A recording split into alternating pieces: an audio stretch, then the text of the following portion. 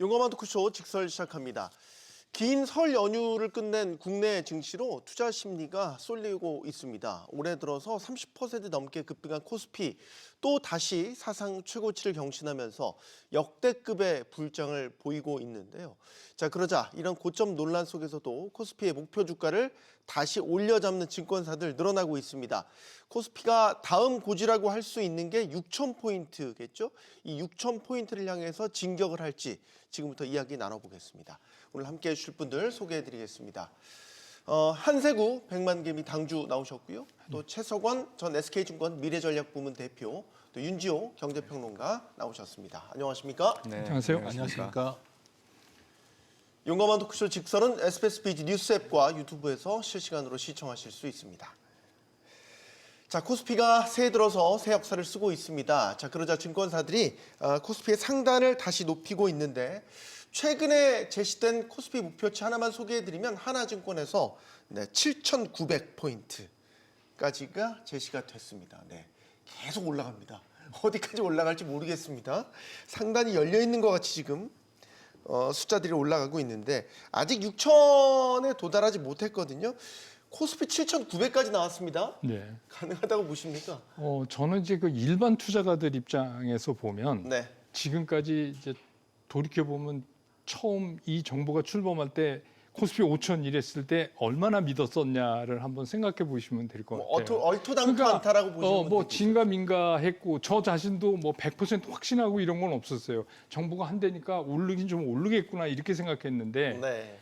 뭐 AI 반도체 뭐 이렇게 이어지면서 워낙 그 주력 종목들이 치고 올라가니까 생각보다 5천이 빨리 왔잖아요. 네. 그러니까 이제부터는 어떻게 생각을 하셔야 되냐면 예측하는 게 필요가 없을 것 같아요. 그러니까 지금까지는 디스카운트를 원상태로 돌려놓은 거라면 이제부터는 좀 어떻게 보면 프리미엄을 따지는 시기로 바뀌어가고 있으니까 일반 투자가의 경우 예측을 해놓으면 자기 함정에 빠질 가능성이 상당히 커요. 그리고 증권사가 지난 연말에 예측치가 다 틀렸잖아요, 이미. 그러니까 지금 뭐 얼마 간다, 7,900 뭐 이런 게 의미가 없이 그냥 증권 시장에서 가장 중요한 거는 수급이 꺾일 때다. 네. 그러니까 수급이 꺾이느냐 안 꺾이느냐만 확인하는 방법뿐이 없어요. 그렇다고 미리 내리면 정상 가기도 전에 하상 걱정하다가 정상 못 가잖아요. 그러니까 어차피 주식 투자니까 가기는 가지만 우리가 일반 투자가로서 가장 빨리 체크할 수 있는 거는 수급이다. 그리고 그게 나타나는 가장 간단한 징후가 10일 이동 평균선의 슬로프다. 그러니까 그렇게 기억하시면 아마 이 시장을 대응하시기가 좀 좋지 않을까 이런 생각이에요. 그러니까 목표치라는 관점에서 보면 우리가 제한을 둘 필요는 없는 분위기 같다라고 네. 보고 계시는 거고. 어떻게 보십니까? 이게 계속 증권사들이 숫자를 높이니까 네네. 뭐 7,900이면 지금 S&P 500보다 물론 동등 비교지만 숫자가 더 높습니다. 네. 이 기본적으로 왜 그렇게 이 숫자를 높이고 있냐를 좀 봐야 되겠죠. 네. 근데 높이는데 그냥 증권사들이 예를 들면 이미 여기까지 왔으니까 여기서부터 한 20% 더 오를 거야 뭐 이런 식으로 높이는 건 아니고 네. 뭐 외국계든 우리나라든 다 기업의 이익들을 본다는 거죠. 그런데 작년 올해 해가지고 제일 많이 틀린 게 결국 뭐냐면 그 반도체와 관련된 두 기업이죠, 우리나라로는. 네. 그 두 기업의 이익 전망치를 너무 틀린 거예요, 사실은. 그러니까 아마 그 우리 윤 센터장님 과거에 계시지만 이런 정도로 빠른 속도로 이 기업 이익의 상향 전망이 나오는 경우들이 굉장히 드물었다고 해야 될까요? 저는 제가 기억이 안 나는데. 네. 그럼 이제 그 원인이 뭔가를 생각을 해보면 이게 지금의 기술 혁명 중에 대표는 결국 AI인데 AI가 발전하는 방향이 계속적으로 반도체를 더 쓰는 방향으로 가고 있는 상황이라는 거죠. 그래서 네. 이제 그러다 보니까 지금 우리나라의 두 기업들이 마치 뭐 요즘 비교 많이 하지만 비싸게 불러도 사줄 사람이 있는 이런 시장이 돼버린 거고 네. 그리고 AI에 대한 수요는 이게 끝일 것이냐 생각을 해보면 이게 거의 사생결단식으로 하고 있다는 거예요. 이게 단순히 기업들 간의 경쟁이기도 하지만 국가별 경쟁이기도 하기 때문에 앞으로는 AI와 관련해서 뭔가 밀릴 경우에는 군사적인 그러니까 경제적인 뿐만 아니라 군사적인 부분도 뒤질 거라고 생각하니까 계속 발전시켜야 되는데 발전시키면 시킬수록 계속 반도체를 써야 되는 이런 분위기인 거죠. 근데 그게 한없이 갈 거냐? 그렇지는 못하죠. 그러니까 예를 들면 지금 이 상황 때문에 미국의 그 수많은 빅테크들이 그 많은 엄청난 돈을 여기다 쏟아붓고 있는 거거든요. 지금 그게 다 모여가지고 우리나라에 상당 부분 저는 오고 있다고 생각하는데 네. 어느 순간 이게 너무 비싸고 효율이 안 나온다고 생각을 하면 다 멈출 수밖에 없을 겁니다. 근데 그런 멈추는 순간들이 결국은 오긴 온다. 단지 지금으로서는 잘 안 보이고 예를 들면 지금은 이제 가격을 막 쥐고 흔드는 이 삼성전자하고 하이닉스가 과연 이거를 이제 물량까지 늘려가면서 결국은 이 가격이 좀 떨어지는 방향으로 가게 될 건지를 우리가 살펴야 되는 그런 상황에 온 것 같아요. 그래서 대체로 한 2분기, 3분기 정도쯤에는 그런 현상이 나타나지 않겠느냐라는 시장 전망들이 많이 있는 것 같아요. 네. 예. 우리 코스피 한참 이제 5천 향해 갈 때 한국 그 코리아 디스카운트에 대한 해소 문제를 많이 여전히 싸다라는 인식들이 이제 계속 있었는데 여전히 싼 수준입니까 코스피가? 방금 전 앞에 정리를 너무 잘해주셔가지고 네. 뭐 제가 첨부한다면 숫자일 것 같아요. 코스피 200 지배주 순이익이 작년에 212조 정도였어요. 네. 올해 예상치가 한 일주일 전에 제가 체크했을 때 한 420조 정도 왔거든요. 이것도 더 여기가 열릴 것이라 생각하죠. 근데 여기서 물어봐야 되는 건 왜 이렇게 많이 늘었을까? 한국의 기업 이익이. 방금 전에 최 대표님께서 말씀하셨지만 그리고 삼성전자, 하이닉스, 뭐 반도체 다른 것도 아닌데 이 두 기업이 다 는 겁니다. 그럼 여기서 이제 질문해야 되는 거는 결국 전체 시장의 PER 그러다 보니까 뭐 아까 밸류에이션 디스카운트 얘기했는데 그런 문제가 아니라 너무 싼 거죠. 이익 대비해서 보면 시장 전체가. 이 상향이 되는 그 속도에 과거 비해서. 10년 PER이 한 10배인데 지금 10배도 안 됩니다. 9배 중반 정도니까 평균도 못 왔는데 지금 무슨 굳이 고민할 필요가 있어? 네. 이익 대비 밸류는 싼 건 분명하고 여기에 수급은 매우 견고합니다. 알다시피 최근에 글로벌 유동성의 흐름을 보면 결국 미국에서 좀 돈이 나오는 분위기인데 어느 나라를 살까 하다가 한국이 보이네 하면서 돈이 좀 들어오고 있고 지금 더 중요한 거는 코로나19 시기에 요구불 예금이 한 40%였어요. 지금 얼마냐면 29%까지 하락했어요. 그 돈이 어디 갔냐는 거죠. 지금 주식시장에 개인들이 들어오고 있는 겁니다. 네. 그럼 주식시장이라는 게 결국은 EPS 곱하기 PER인데 EPS는 올라오고 있고 PER을 결정짓는 유동성 부분이 강화되고 있다면 이 두 개가 곱하기 나가니까 지금 폭되고 있는 거죠.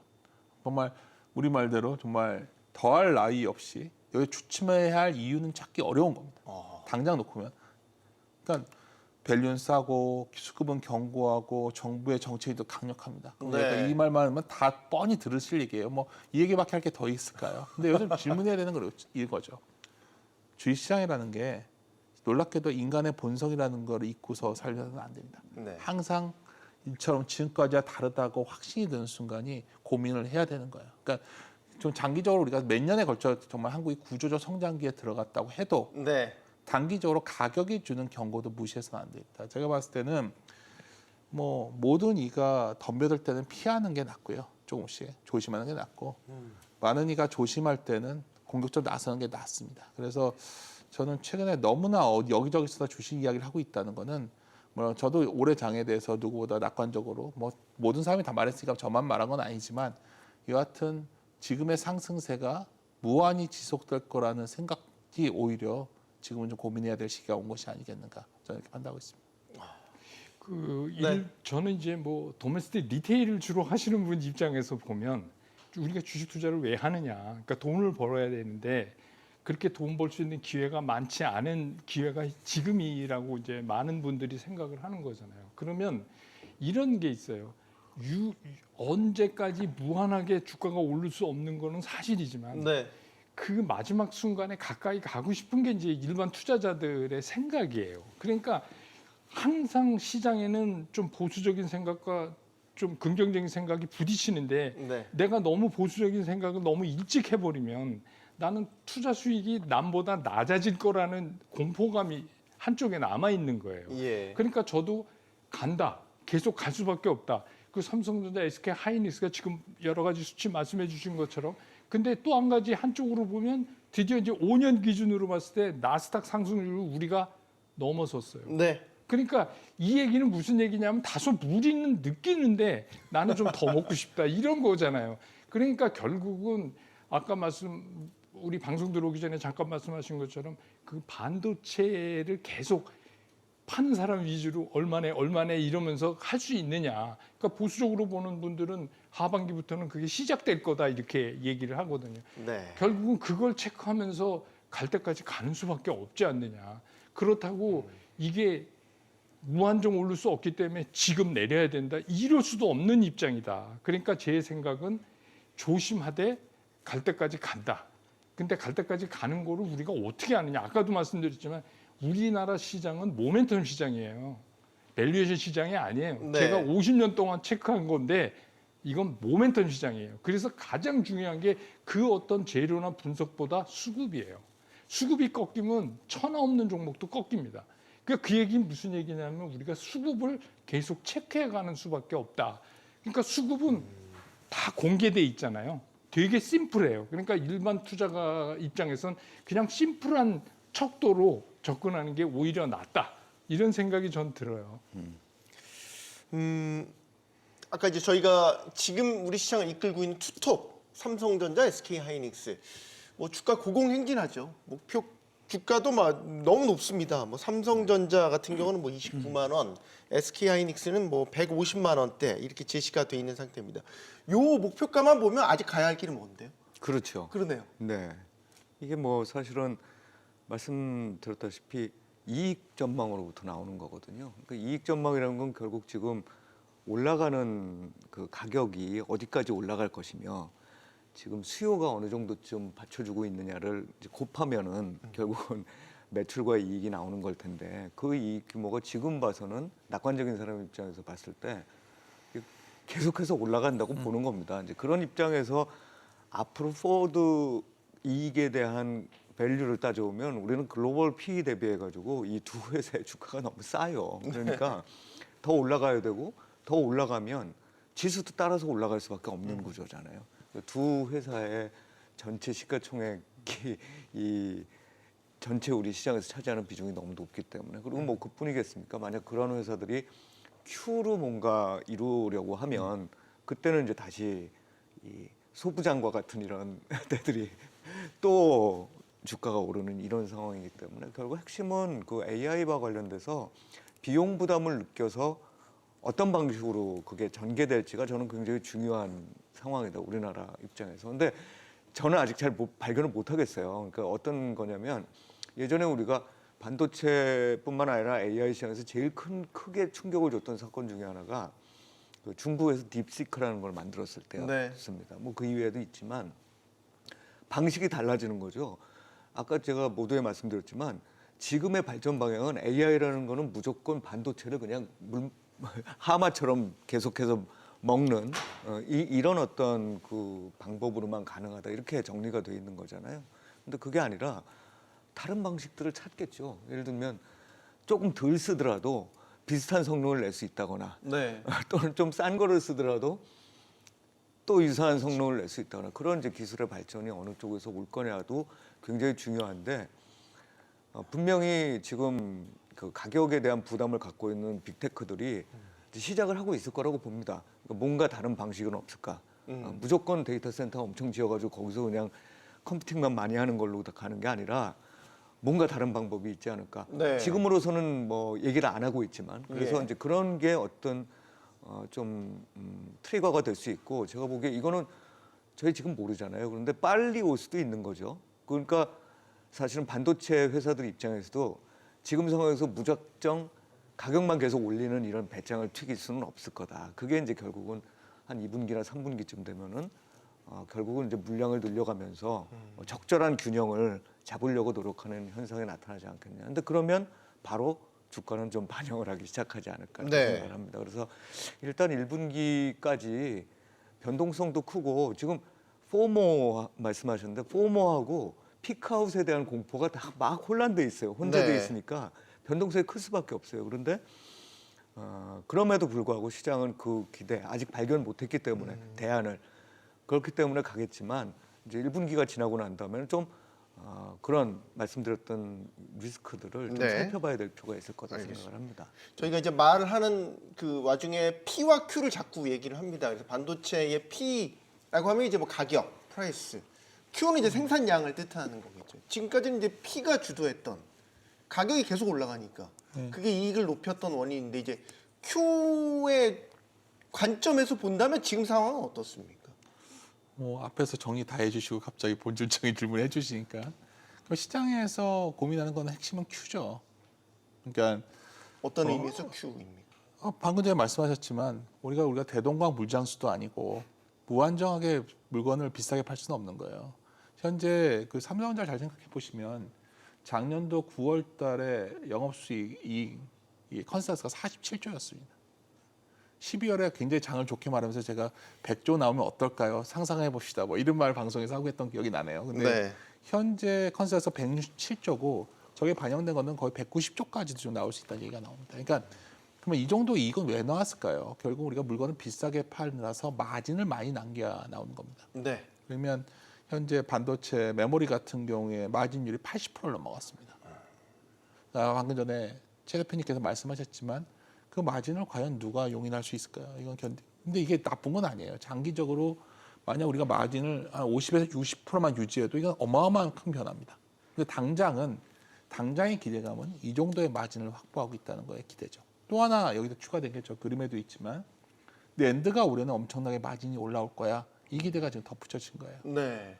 근데 여기서 이제 중요한 회사가 나오죠. 낸드라는 걸 말하는 순간 우리는 중국의 반도체 회사를 생각할 수밖에 없습니다. YNTC라는 회사는 누가 뭐래도 낸드 경쟁력이 있는 회사예요. 근데 어찌 됐던 간에 현재 가격이 마진이 너무 높아지다 보니까 다각도로 결국 다양한 시도를 하고 있는 거는 이미 시장에서 포착이 되고 있습니다. 예를 들어서 첫 번째는 아까 말했지만 좀 품질이 떨어지더라도 좀 중국 거에 대안이 있을까? 그런 시도들이 저사양에 그렇죠. 10대. 또 하나의 더 위험한 시나리오는 지금 이 정도의 여러 가지 비용 부담을 느끼는 빅테크들을 위해서 결국은 중국에 대한 장비 제한 좀 풀어주면 어떡하지? 이런 시나리오도 나오고 있는 상태고요. 또 하나 근본적으로 다음에 진행되는 반도체는 뭐 소프트웨어 회사들이 뭔가 좀 덜 메모리를 쓴 형태로 변해야 되는 거 아니야? 이대로 당할 수는 없잖아. 뭐 이런 움직임은 이미 시작이 됐고요. 근데 그거는 좀 뒤에 일이라 치고 일단 이러한 변화가 있는 거를 삼성전자와 하이닉스가 모를 리가 없기 때문에 네. 예를 들어서 지금 새로운 엄청난 규모의 투자가 늘고 있지는 않지만 결국은 그래도 우리도 이걸 대비해야겠다. 그래서 예를 들어서 여러 미리 지어놨던 부분들에 대해서 장비를 입고하려는 시도가 시작된 거죠. 아까 강조하셨던 Q 사이클이 시작된 겁니다. 그러면 우리가 과거에 좀 생각을 해보자는 거죠. 현재 반도체 예상 PER를 보면 2026년 이렇게 주가가 올라온 것 같아도 7배가 안 됩니다. 그래서 이것만 보면 이건 제일 안전해 보이고 저도 항상 강조드리는 게 끝까지 전장을 들고 가야 된다 말씀을 드리고 있는데 문제는 과거에 반도체가 시크릿이라고 본다면 항상 그 낮은 PER에서는 주식을 좀 줄이는 게 맞고요. 높은 PER에서 늘리는 게 맞아요. 근데 여기서 질문하는 거죠. 이제 반도체는 시크릿이 아니야. 그러면 구조적이라 본다면 이제는 뭐 반도체를 계속 마진이 좋게 나오는 그 분수령이 아마 그 아까 말했던 결국 몇 프로의 마진 정도를 확보하냐의 싸움인데 그걸 하기 위해서 당연히 삼성전자와 하이닉스도 어느 정도의 물량을 늘릴 수밖에 없는 상황에 들어갔고 그 증거가 뭐냐면 우리 많은 분들이 뭐 소부장 사이클을 저도 쉽지 않다 말씀드렸지만 소부장을 이제 좀 봐야 된다는 입장에서 말씀드린 이유는 어떤 팹에 드디어 이제 라인이 증설이 되면 순서가 뭐냐면 일단 거기에 들어갈 장비나 소재 업체들에 대해서 미리 그 회사들이 캐파 증설을 해야 됩니다. 그러한 움직임들이 이미 소부장 업체가 나오고 있다는 거는 제가 봤을 때는 삼성전자 하이닉스도 내년에로 밀어놨던 것들을 올해로 당겨질 가능성이 있기 때문에 Q 사이클은 이미 시작됐다 보고 있고요. 네. 주가 측면에서 본다면 장기적으로 어떤 게 가능한 거냐면 삼성전자와 하이닉스는 오히려 이제 어떤 상단과 하단도 굉장히 하방도 제한적이니까 박스권에 들어갈 확률이 높고요. 아마도 소부장 업체가 이후부터는 상당히 시장을 견인할 가능성도 있다. 그러면 어떤 소부장이 좋냐? 많은 분들이 우리가 마치 중국이 반도체를 안 하고 있는 걸로 알고 있는데 한국의 가장 큰 시장 중에 하나가 중국입니다. 그러니까 중국에서 고객 비중이 높은 소부장 업체들은 당장 중국은 강하게 증설을 하고 있기 때문에 네. 관련된 기업들이 이미 주식시장에서 강하게 움직이고 있다는 것도 그러한 반증이 아닐까 싶습니다. 그래서 결론적으로 말씀드리면 Q사이클은 이미 시작됐고 Q사이클이 흐름이 좀 더 대중들한테까지 확인되는 시점이 온다면 아마도 그 소위 빅2 우리가 지금 핵심을 끌고 있는 종목들에 대한 네. 어떤 소위 경계감도 좀 늘어나지 않을까. 그게 저는 2분기 내에 시작된다고 판단하고 있습니다. 알겠습니다. 저희가 설 연휴를 보내기 전에 미국에서는 이른바 이 소프트웨어 산업을 시작으로 AI발 공습 공포가 장을 크게 흔들어 놨습니다. 우리는 조금 비껴가는 듯한 분위기인데 이게 비껴간다고 비껴갈 수 있는 이슈가 아닐 것 같은데. 지금까지 우리가 얘기하면서 주로 삼성전자, SK 하이닉스를 얘기하는데 다 그게 들어 있어요. 그러니까 AI라서 특별한 게 아니라 어떤 산업이든지 물론 이제 AI 같은 거는 거의 불의 발견에 비유할 정도로 큰 거지만 그런 게 처음에 산업화되는 과정을 거치는 데서 이런 노이즈는 항상 나왔어요. 그러면서 그 시장에서 결국은 적자생존에 의해서 어떤 기업은 살고 어떤 기업은 죽고 근데 미국 시장에서는 이제 그게 지금 진행되고 있는 거죠. 네. 아까 말씀드린 것처럼 왜 그렇게 비싼 반도체를 계속 써야 되지? 뭐 다른 솔루션이 없을까? 그래서 이제 뭘 얘기하고 소프트웨어에서도 또 그런 게 막 튀어나오고 이렇게 되다 보니까 이제 엔비디아 같이 고전적으로 대장 노릇을 하던 주식은 상당히 위축돼 있는 거죠. 그래서 노이즈만 나오면 흔들리기 시작을 하는 거예요. 그 흔들리면 그대로 우리 시장에 전해집니다. 다만 이제 강도가 약할 뿐이에요. 그러니까 아까 말씀해 주신 것처럼 우리 시장은 워낙 그 미래 수익적 기반이 강하게 지금 나오고 있기 때문에 그거를 그냥 용인하는 거고 또 우리 주식 시장에서 살 수 있는 게 그렇게 흔치가 않아요. 그런 관점에서 보면. 네. 그래서 메모리는 그래도 조금 비껴 있다. 직격적으로 맞지는 않는다. 그렇지만 제 생각에 이런 부분은 상당히 오랫동안 지속될 것 같아요. 미국에서 그 AI 산업이 정착할 때까지는 상당히 많이 이런 걸로 흔들릴 가능성이 있다. 그러니까 이게 무슨 AI가 잘못돼서 AI 산업에 대한 우려가 아니라 네. 결국은 사는 주식과 못 사는 주식을 골라내는 작업을 이제 들어가 있는 거다. 그런 건데 그런 여러 가지 상황에서도 비교적 메모리는 조금 비켜서 있으니까 네. 왜냐하면 뭐 전 세계에서 딱 3군데 회사를 꼽을 수 있을 정도로 그렇게 얘기가 되니까 그래서 우리가 좀 덜 받는 거지. 제 생각엔 이런 거는 상당히 오랫동안 지속될 거라고 생각되고 또 지속돼야지 AI 산업이 제대로 정리가 될 것 같아요. 네. 이게 작년에는 감가상각 문제, 마이클 버리가 제기한 감가상각이 이제 그러면서 AI 효율성, 거품 이런 게 있었고 지금은 이제 AI가 산업을 그냥 집어삼킬 거다. 큰 우산으로 보면 AI 공포죠. 네, 이게 네. 다른 양상으로 나타나는 거죠. 네. 우리는 언제까지 이걸 비껴갈 수 있겠냐는 거죠. 그렇죠. 지금 그게 결국은 삼성전자 하이닉스 고민이겠죠. 그러니까 빅테커들이 분명히 어떤 새로운 혁명, 기술 혁명은 버블하고 같이 갈 수밖에 없어요. 그 버블하고 같이 간다는 건 결국은 승자가 몇 명으로 추려진다는 얘기고 승자가 몇 명으로 추려진다는 얘기는 그 와중에 많은 데들은 또 무너진다는 얘기잖아요. 그러니까 이제 그런 부분들을 분명히 고려하고 있을 거고 이미 미국에서는 소프트웨어 업체들이 돈을 너무 많이 쓰고 있다. 그러면서 지금까지 주가를 올릴 수 있었던 여러 가지 뭐 자사주매 입을 뭐 비롯한 여러 가지 주가 부양을 못하고 그걸 갖다 써가지고 그냥 일단 이 승부를 거는 그런 상황이라고 생각하고 있습니다. 그런데 뭐 이게 다행인지 불행인지 모르겠는데 미국의 빅테크들이 워낙에 여전히 돈을 많이 벌어요. 그러니까 네. 전 세계의 돈들이 그 회사들은 미국 내 회사가 아니라 글로벌 회사잖아요. 글로벌리 번 돈을 지금 이렇게 주고 있는 거라서 제가 보기에는 좀 조정이 있은 이후에 아까 말씀드렸던 그런 조정이 있은 이후에도 전체 물량이 증가하는 것과 가격을 말씀하신 이제 마진을 적절하게 조절할 수 있는 이런 능력을 우리가 이 과정에서 확보할 수만 있다면 단기 조정에도 불구하고 다시 이제 또 이 우리나라 반도체 업체들은 가지 않을까. 그리고 그 기반이 되는 건 결국 기술력이라고 생각을 하고 있고요. 그래서 장기적으로 보면 낙관적인데 지금은 너무 이제 그런 어떤 단기 비용에 대한 부담들이 나타나면서 뭔가 판이 바뀔 수 있을 만한 그런 시도들을 지금 소프트웨어 업체들 할 수밖에 없다. 네. 그런 좀 순간이 아닐까 생각이 듭니다. 지금 스토리는 이거잖아요. 빅테크들 뭐 효율적이든 비효율적이든 너네끼리 경쟁하든 어쨌든 너네들은 반도체 써야 되잖아. 그러니까 삼성 하이닉스는 너희랑 아랑곳하지 않고 내 갈 길을 간다. 지금 이건데 이 스토리가 언제까지 유효하겠냐라는 거죠. 그냥 빅테크가 돈을 쓰면 하드웨어를 사자.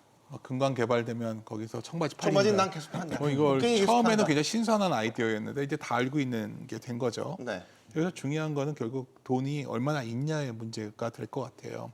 이걸 촉발시켰네. 저희 AI 스케일 트레이드라는 걸 촉발시킨 게 뭐냐면 결국 우리가 2022년 10월에 챗GPT 나왔을 때는 이 정도의 시장에 공포를 주지 않았는데 클로드라는 게 나왔겠죠. 이거는 사용해 보신 분들, 저도 하도 같이 가끔 일하는 친구가 이걸 얘기해가지고 보고서 깜짝 놀랐어요. 뭐 정말 저 애널리스트 같은 경우에 오래 했기 때문에 RA 하나 있는 것 같습니다. 네. 그 정도로 파워풀합니다. 안 써본 사람들은 잘 모를 거예요. 근데 문제는 소위 이게 다양한 이 클로드가 다양한 곳에 공포로 들어가기 시작해서 이제 사스 회사들 뭐 보험, 재무, 법무까지 다 잠식하고 있죠. 뭐 이걸 장기적인 영향까지는 제가 모르겠어요. 근데 그게 금융시장에 지금 어떤 식으로 영향을 주고 있냐면 금융시장이랑 결국 금융에 관련된 이슈가 있냐가 중요할 거 아니겠습니까? 근데 미국의 3호 대출 시장에 한 3조 달러 되는데 그중에 이 소프트웨어 비중이 한 20%가 넘습니다. 그러면 아마도 이런 고민들이 첫 번째 제기될 수가 있고요. 뭐 이게 규모가 뭐 얼마냐는 알 수가 없으니까 분명한 건 비중이 매우 높다는 거고 며칠 전에 블루아워 이슈가 나왔던 것도 이 부분에 있죠. 또 하나 이거보다 더 중요한 건 뭐냐면 방금 전에 우리 최 대표님 말씀하셨는데 결국 우리가 빅테크나던가 이런 소위 시장을 끌어왔던 이런 혁명을 이끌고 있는 종목들의 핵심은 돈을 많이 만들어 왔다는 거예요. 우리가 가치 평가라는 거는 기본적으로 현재 시점에서 미래에 만들어낸 현금을 현가화시키는 할인해서 보는 거예요. 네. 그랬을 때 가장 중요한 거는 그러한 기업들이 현금을 많이 만들었는데 기존에는 그 현금을 많이 만들어서 OCF라고 하는데 투자, 캐펙스 투자하고도 돈이 많이 남아요. 그게 프리캐시 플로우라는 거예요. 그걸 갖고 주주들에게 자사주도 사고 배당도 많이 해주면서 소위 전세 경제를 끌어온 거는 주주자본주의는 이러한 프리캐시 플로우의 힘이었거든요. 근데 문제는 이러한 투자가 지금 어디까지 목에 찬 거냐면 일단 번 돈 갖고는 하기 힘들어졌어요. OCF와 저희 영어로 돈 번 돈과 캐펙스의 비율이 이미 아마존 같은 거는 1.1을 넘어갔고요. 놀랍게도 구글처럼 현금을 많이 만드는 회사도 0.9가 넘어갔습니다. 그럼 남은 건 뭐냐면 보통 이러한 조달이 힘들어지면 다음 선택은 하나입니다. 채권을 발행해야 되는데 이것도 금리가 너무 높아요. 이 상태에서 결국은 뭐 IPO나 증자를 통해서 자금을 조달하는 국면이 다가오고 있다는 게 매우 중요합니다. 결론적으로 말씀드리면 무한히 돈을 쓸 수 없기 때문에 이거에 대안을 찾을 수밖에 없다는 게 아까 말씀드렸던 거고 이미 돈은 굉장히 목에 차 있는 상황입니다. 그래서 이런 걸 감안한다면 아까 말했던 소위 AI 스퀘어 트레이드가 당장은 별 영향이 없어 보이겠지만 점진적으로 아마 많은 투자 의사 결정에 반영이 될 겁니다. 주식시장이라는 게 근본적으로 합리적인 곳이 아니에요. 진화론적 사고가 필요한 곳입니다. 변하는 환경에 적응하는 여러 선택들이 모여서 결국 투자가 이루어지는 행위인데 현재 상황은 이러한 변화들이 굉장히 극단의 아까 부닥치면서 새로운 어떤 대안을 찾고 있는 구간에 들어갔기 때문에 네. 올해 시장의 핵심은 변동성이 커지는 구간에서 좀 잘 관리하는 게 매우 중요하다. 저는 이렇게 여전히 판단하고 있습니다. 요즘에 반도체 섹터만큼 뜨거운 게 또 증권주들입니다. 다 증권사들 수십 년씩 이제 뭐 이 업계에 계셨으니까 요즘 증권주 이렇게 뜨거운 거 보면 감회가 새로우실 것 같습니다. 저는 특히 그렇죠. 저 처음에 이제 입사했을 때는 처음 입사하셨을 때가 언제입니까? 1977년인데 그때 수기로 주문했던 수기로 때죠? 이렇게 주문표 막 빨리 뛰어가는 사람이 먼저 접수하는 네. 좀 이제 지금 같으면 그게 가능했을까 했는데 그때는 그게 최선의 방법이었어요. 왜냐하면 증권 전산화되지 않았었고 예. 그랬으니까. 근데 이제 뭐 증권회사는 최근에 이제 정부가 새롭게 그 주주 친화 정책 또 밸류업 이런 거를 하면서 증권사가 좀 자사수도 많고 막 그런 거 소각에 대한 기대도 있는데다가 업황이 좋잖아요. 당군 때부터 주시장이 있지는 않았지만 그냥 하기 좋은 말로 당군 이래 최고의 지수를 지금 내고 있는데 네. 오팡이 이렇게 좋은데 해당되는 그 기업들이 주가가 안 오르는 게 오히려 이상할 수는 있죠. 네. 그래서 뭐 저는 이제 이런 생각이 드는 거예요. 이번에는 증권사가 좀 제대로 해서 예전엔 그랬어요. 증권 시장이 딱 박스권에 오랫동안 갇혀 있으니까 예. 좋았다 나빴다 이랬으니까 증권회사 입장에서도 좋을 때는 우리가 불황에 대비해야 되니까 주주한테 못 줘. 그리고 나쁠 땐 나빠서 못 줘. 뭐 네. 늘 못 주는 거였는데 이제는 거기에서 증권회사도 좀 탈피해야 되는 시기가 되지 않았나. 뭐 그러면서 이제 뭐 여러 가지 정리가 좀 필요하겠죠. 네, 구조적 정리도 필요하고 하겠지만 어쨌든간 증권 시장이 이렇게 좋은데 증권사가 오르는 거는 어떻게 보면 좀 당연하다. 다만 이제 증권회사가 어떻게 할 거냐의 문제는 남아 있다 싶어요.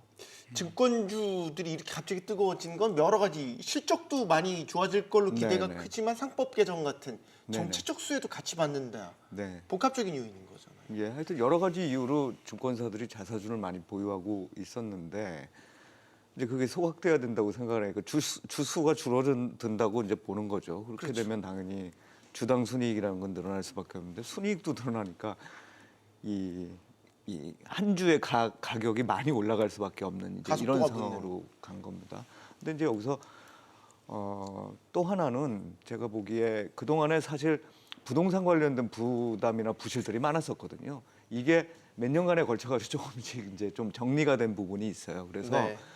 그 이전에 PBR을 낮게 유지시켰던 요인 중에 하나가 니네 갖고 있는 자산은 이게 제대로 된 자산인지 아닌지 모르겠어요. 이제 이런 의심이었는데 그게 조금 희석된 부분이 있을 것 같고요. 그 와중에 이제 일부 대기업들 같은 경우에는 그러니까 대형 증권사들이죠. 투자를 또 많이 했는데 글로벌 관점에서 AI라든지 또는 스페이스라든지 이런 쪽에 투자했던 데들이 이제 그게 현실적인 어떤 이익으로 돌아올 수 있다는 믿음도 더해진 아주 여러 가지 측면에서 좋습니다.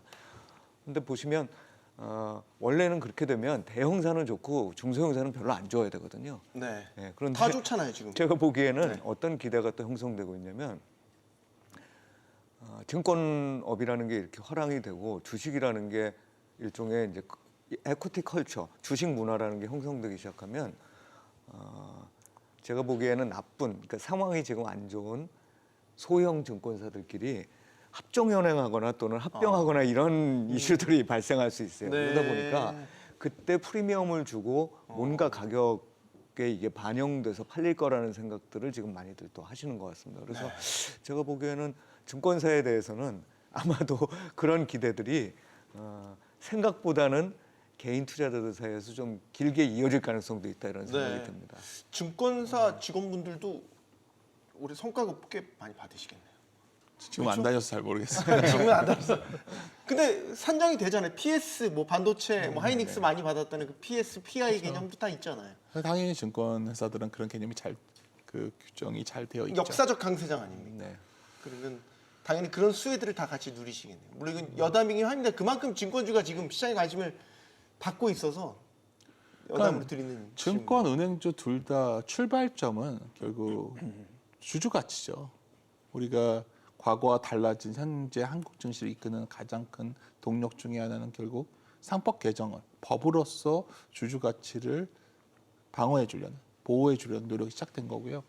우리가 얼마 전에 KB금융지주 실적 발표했던 날 네. 깜짝 놀랐어요. 원래 과연 주주 환원율이 어느 정도 나올까? 작년까지는 50%가 마지노라는 말이 있었는데 신한지주가 먼저 그걸 깼었고요. 네. KB금융지주가 과연 더 늘릴 수 있어? 했는데 실제 나오는 감액 배당까지 발표해 버렸습니다. 어쩌면 한국이 이제 금융자본주의를 나서는 신호탄을 준 거였죠. 그래서 은행주도 상당히 좋았어요. 네. 증권주가 왜 더 강했냐?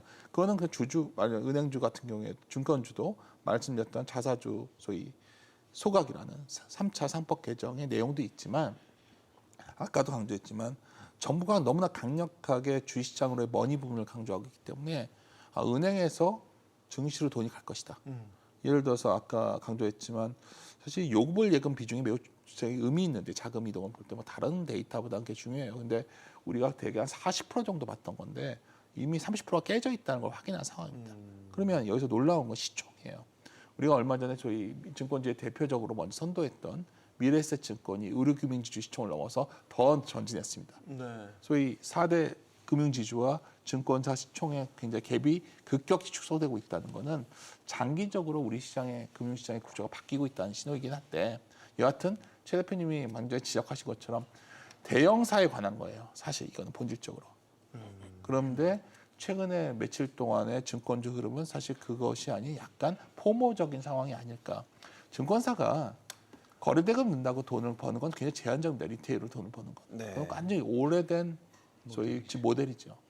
그 모델 자본을 갖고 돈을 형태로 가고 있기 때문에 여전히 소위 인허가 여건에서 우위를 갖고 있는 예를 들어서 미래에셋이 먼저 달려갔고 네. 뭐 NH증권도 있고 삼성증권도 있고 이러한 소위 새로운 업무 영역을 나갈 수 있는 증권주 중심으로 보시는 게 맞고 최근에 증권주의 모든 종목들의 움직임이 다 같이 강세로 가는 거는 어쩌면 현재 장의 열기를 심리를 바로미터로 보여주는 것이 아닌가 이렇게 저는 바라보고 있습니다. 올해와 작년 우리 증시의 분위기 물론 다 강세장이지만 또 다른 거는 올해는 또 코스닥이 상당히 힘을 내고 있다는 겁니다. 최근에 증시 부양에 대한 정책적 포커스도 이 코스닥에 맞춰져 있죠. 자, 그럼 최근에 그 나왔던 게 이제 좀비 기업 퇴출에 관한 또 강화 방안 이런 것들도 나왔습니다. 우리 코스닥이 미국의 나스닥을 뭐 벤치마킹해서 만들었다고 하지 않습니까? 만들긴 그랬는데 뭐 그동안에 이제 여러 가지 그 제대로 평가 못 받는 여러 가지 사건들도 있고 뭐 또 투자자들의 개념 자체도 그랬고 그랬는데 우선은 이제 이런 거죠. 지금 이제 코스닥 쪽에 자꾸 신경을 쓰는 이유는 뭐냐면 우리가 코스피 5천을 만드는 게 성공했단 말이에요. 그러니까 일종의 투자자 입장에서 학습 효과 같은 거를 좀 가지고 있거든요. 아, 이거 얘기하니까 정말 되는구나. 그런 것도 상당 부분 있어요. 그런데다가 증시로 계속해서 자금은 들어오고 코스피는 상당히 올라 있고 네. 그러니까 정부에서 정책적으로 코스닥을 좀 제대로 만들겠다는 정책을 계속해서 발표하니까 그러니까 그러면 코스닥을 사야 되는 거 아니야? 이제 이런 생각을 할 수가 있죠. 그런데 이거 저는 개인적으로 이렇게 생각해요. 코스닥하고 코스피하고 차이점은 뭐냐면 코스피는 5천을 가는데 반도체가 있었어요. 반도체가 있었기 때문에 상당한 효과가 있었지만 코스닥은 여러분 아시지만 제약바이오하고 2차 전지 쪽이 주력을 이루는 구 있잖아요. 시총 상위에. 그러니까 그 어떤 것도 제약바이오는 엄밀히 말하면 섹터라기보다는 개별 이슈적 성격이 굉장히 강한 네. 거거든요. 그리고 2차 전지는 그동안 굉장히 어렵다가 요새 이제 ESS라는 새로운 판로를 잡고 좀 뜨긴 하지만 그걸로서는 충분하지가 않죠. 그래서 제가 보기에는 정부에서 좀 방법을 코스피 때랑 바꾸는 것 같아요. 제 느낌엔. 그래서 이거는 그냥 주가 지수로 올리는 게 아니라 얘는 정리부터 해야 되겠다. 이거를 정리를 해야 이게 올바로 가지 정리 안 하면 안 되겠다. 이래서 네. 그 방향은 저는 좋다고 생각해요. 어. 그래서 정리를 하다.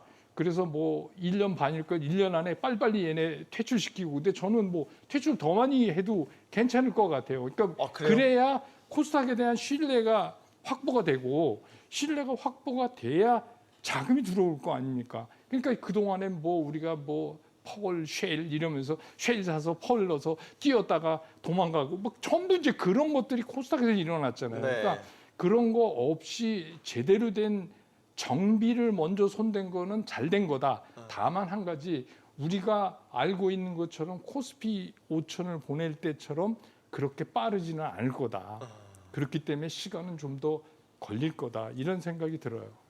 코스닥 시장 정상화에 대한 생각 다 한번 여쭤보겠습니다. 네, 뭐 비슷한 말씀이기도 하지만 이 코스닥 시장에 여러 가지 문제가 있는데 시장 자체의 문제라기보다 우리나라 그러니까 증시 모두가 그렇습니다. 원래는 우리의 목표라는 건 좋은 기업들을 많이 만드는 거잖아요.